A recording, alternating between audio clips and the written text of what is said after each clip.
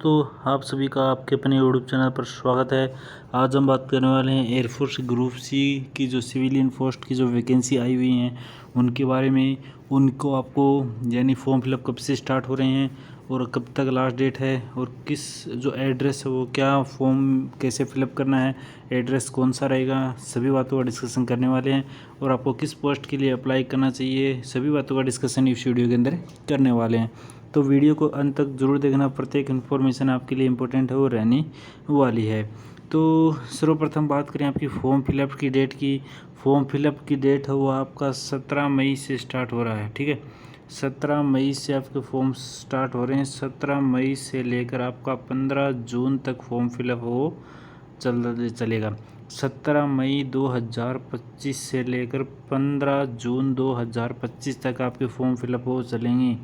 याद रख लेना, 17 मई से लेकर 15 जून 2025 है उस तक आपके फॉर्म फिलअप हो चलेंगे। यानी 17 मई से आपने अप्लाई करना स्टार्ट किया है और आपको 15 जून तक आपको जो आप फॉर्म फिलअप कर उनके पास भेज रहे हो ना, वो उनके पास वो पहुंचना चाहिए।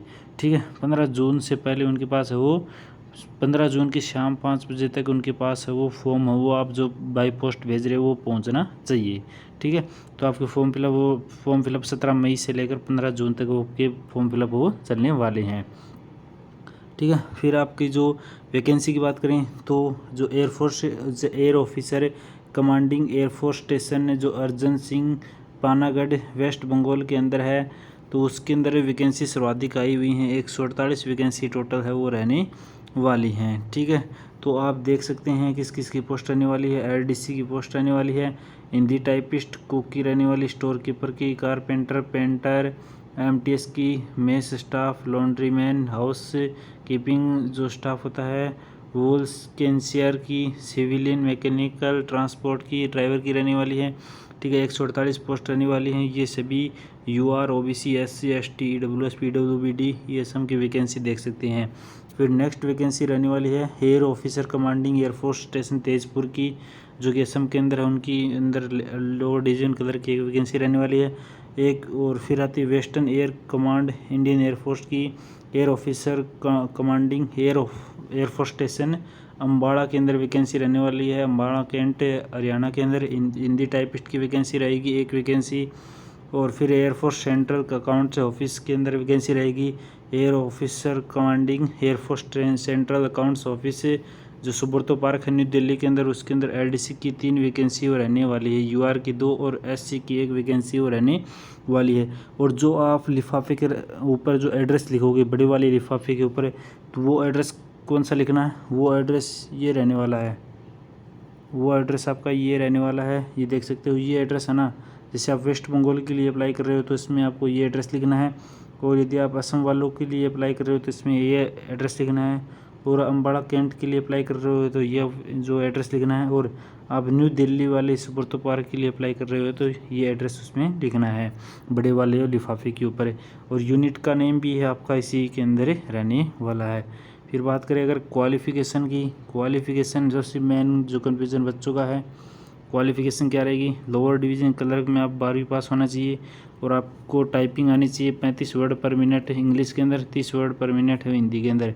हिंदी टाइपिस्ट में भी आपको 12वीं पास रहना है, सेम यही क्वालिफ़िकेशन है, 35 वर्ड पर मिनट इंग्लिश, 30 वर्ड पर मिनट है वो हिंदी के अंदर रहने वाली है। नेक्स्ट क्वालिफ़िकेशन आपकी स्टोर कीपर की 10वीं 12वीं पास होना अनिवार्य है।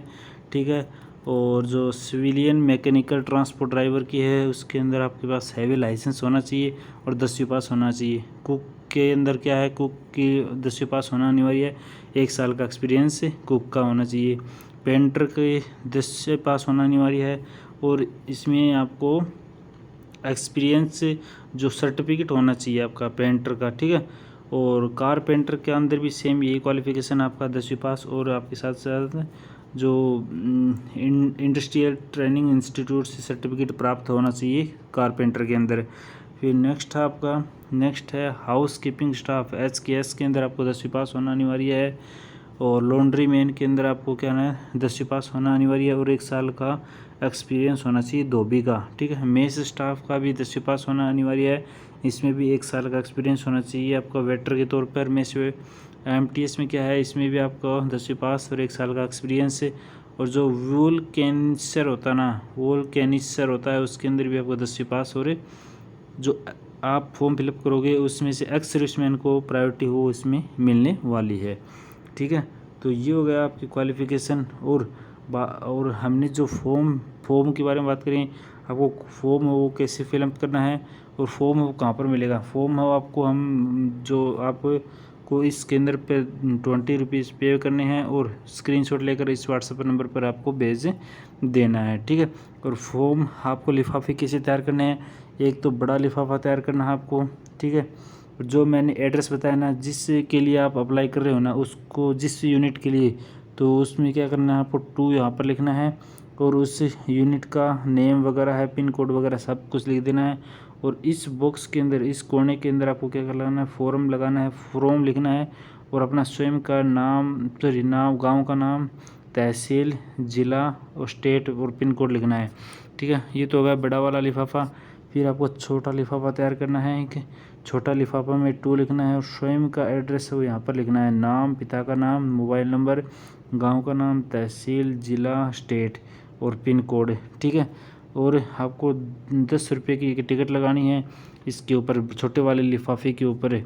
ठीक है ना, छोटे वाले लिफाफे के ऊपर 10 रुपये की टिकट लगानी है। और आपको या 5-5 की लगा सकते हो या 10 रुपये की लगा सकते हो, 5-5 की 2 लगा देना। और जो आप डॉक्यूमेंट लगाओगे उन सभी डॉक्यूमेंट को क्या करना है, सेल्फ अटेस्टेड करना है। सभी डॉक्यूमेंट को क्या करना है, सेल्फ अटेस्टेड हो करना, यानी आपके जो साइन फ़ोटोकॉपी लगाओगे ना आप, उन सभी फ़ोटोकॉपी पर आपकी साइन होने अनिवार्य है। ठीक है ना, तो सेल्फ अटेस्टेड डॉक्यूमेंट होने अनिवार्य है। क्या क्या डॉक्यूमेंट लगाने हैं आपके पास, क्या क्या डॉक्यूमेंट लगाने हैं आपको, एक तो आपके 10वीं की मार्कशीट, 12वीं की मार्कशीट है, डोमिसाइल सर्टिफिकेट है, OBC SC ST सर्टिफिकेट है, जो कास्ट सर्टिफिकेट जिसे बोलते हैं कास्ट सर्टिफिकेट है। ठीक है, यदि आप EWS से बिलोंग करती हो तो EWS सर्टिफिकेट है, डोमिसाइल हो गया, EWS या कास्ट सर्टिफिकेट हो गया आपका। फिर लगाना है आपको एक्सपीरियंस सर्टिफिकेट लगाना है। ठीक है ना, और यदि आपके पास कोई अदर क्वालिफिकेशन है तो वो आप लगा सकते हो। यदि किसी का कुक का सर्टिफिकेट है तो वो भी आप इसमें लगा सकते हो। ठीक है, और आपको आधार कार्ड तो कंफर्म लगाना है, आधार कार्ड। ठीक है, आधार कार्ड। तो ये आपके डॉक्यूमेंट है वो रहने वाले हैं। और जो फॉर्म फिलअप हमने बताया वो फॉर्म फिलअप है, ये सभी डॉक्यूमेंट सेल्फ अटेस्टेड करके जो 2 पेज का फॉर्म फिलअप है उसके नीचे सभी को लगाना है। ठीक है ना, तो ये सभी डॉक्यूमेंट हो गए आपके। और जो फॉर्म फिलअप है वो आपको इसके अंदर पे 20 रुपये पे कर इस व्हाट्सअप नंबर पर स्क्रीनशॉट भेज दोगे तो आपको व्हाट्सअप पर वो फॉर्म है वो मिल जाएगा। ठीक है, तो और बात करें आपकी जो एग्ज़ाम डेट, और वो आपको आगे हम अलग से वीडियो में ये बता देंगे कि आपका एडमिट कार्ड कब तक आ जाएगा। ठीक है, ये वीडियो अच्छा लगा तो इस वीडियो को ज़्यादा से ज़्यादा शेयर करें और इस चैनल को सब्सक्राइब जरूर कर लें। थैंक यू एंड जय हिंद।